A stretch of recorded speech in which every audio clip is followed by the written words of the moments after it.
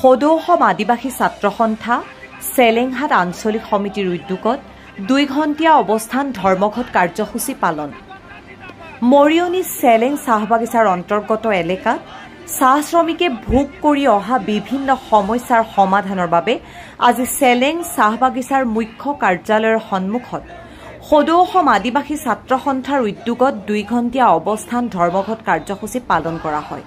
2 মাহৰ আগতে বাগিচাৰ পৰিচালকক স্মাৰক পত্ৰ প্ৰদান কৰাৰ পিছতো চাহ শ্ৰমিকৰ সমস্যা সমাধানৰ ক্ষেত্ৰত গুৰুত্বপূৰ্ণ পদক্ষেপ গ্ৰহণ নকৰাৰ বাবে আজি এই ধৰ্ণা কাৰ্যসূচী পালন কৰে। ধৰ্ণা কাৰ্যসূচীৰ অন্তত পৰিচালকৰ হাতত পুনৰ এক স্মাৰক পত্ৰ প্ৰদান কৰে। দাবীসমূহ শীঘ্ৰেই পূৰণ নহলে সৰ্বাত্মক গণতান্ত্ৰিক আন্দোলন গঢ়ি তোলাৰ হুংকাৰ প্ৰদান কৰে ছাত্ৰ সংগঠনটোৱে। মৰিয়নিৰ পৰা সূৰ্য দাসৰ ৰিপৰ্ট এনি এক্সপ্ৰেছ।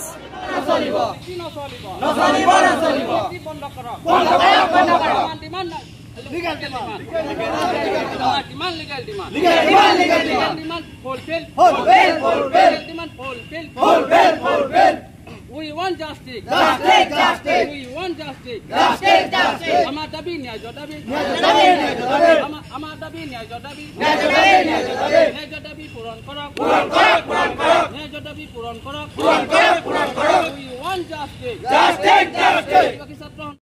আজি আমি চেলেং চাহ বাগিচাত মুখ্য কাৰ্যালয়ত আমাৰ 3টা ডিভিজনৰ বিভিন্ন সমস্যাক লৈ আমি আজি 2 ঘণ্টা ধৰ্ণা কাৰ্যসূচী আমি হাতত লৈছিলোঁ।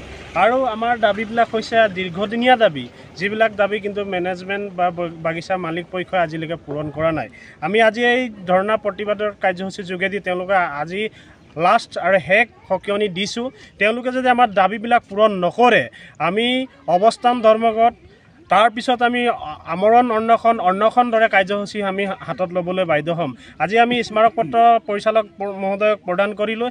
ইয়াৰ পিছত আমি জিলা প্ৰশাসন, চাৰ্কুল, শ্ৰম মন্ত্ৰী সকলোকে আজি আমি প্ৰতিলিপি প্ৰেৰণ কৰিম। আৰু যদি এই সমস্যাবিলাক কিন্তু কোনো ধৰণৰ যদি জিলা প্ৰশাসনে বা মালিক পক্ষই যদি গুৰুত্ব আৰোপ নকৰে কিন্তু আমি চেলেংহাট আঞ্চলিক আদিবাসী ছাত্ৰ সন্থাই ইয়াৰ পিছত কিন্তু বিভিন্ন ধৰণৰ আমি ধাৰাবাহিকভাৱে কাৰ্যসূচী চলাই লৈ যাম বুলি আমি আজি সকীয়াই দিছোঁ। আৰু যদি ইয়াৰ কোনো ধৰণৰ যদি অপ্ৰকৃত ঘটনা সৃষ্টি হ'বলগীয়া হয় সম্পূৰ্ণ জিলা প্ৰশাসন আৰু বাগিচা কৰ্তৃপক্ষ দায়ী হ'ব। আমি ইয়াৰ পিছত আমি বাগানে বাগানে চালানে যাই শ্ৰমিকসকলক সজাগ কৰি আমি শ্ৰমিকসকলক লৈ পেলাই আন্দোলন কৰিম।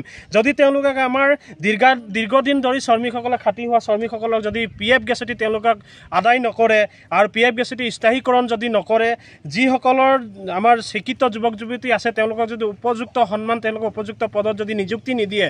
আৰু আমি এটা কথা গম পাইছোঁ ইয়াত আমাৰ চেলেং চাহ বাগিচা যিটো PF বাবু তেওঁ PF হোল্ডাৰৰ যিখিনি কাম কৰিব লাগে তেওঁ কিন্তু আমাৰ শ্ৰমিকৰ পৰা পইচা লৈ কাম কৰিব আহিছে। কিন্তু এনে যদি আমি আজি তেওঁৰ নামত আজি আমি এটা অভিযোগ পত্ৰ দিম। মেনেজাৰ যে বাগিচা কৰ্তৃপক্ষ যদি তেওঁৰ ওপৰত ব্যৱস্থা নলয় কিন্তু আদিবাসী ছাত্ৰ সন্থাই তেওঁক আমি অফিচৰ পৰা টানি লৈ কিন্তু আমি থানাত লৈ যাবলৈ বাধ্য হ'ম। ধন্যবাদ।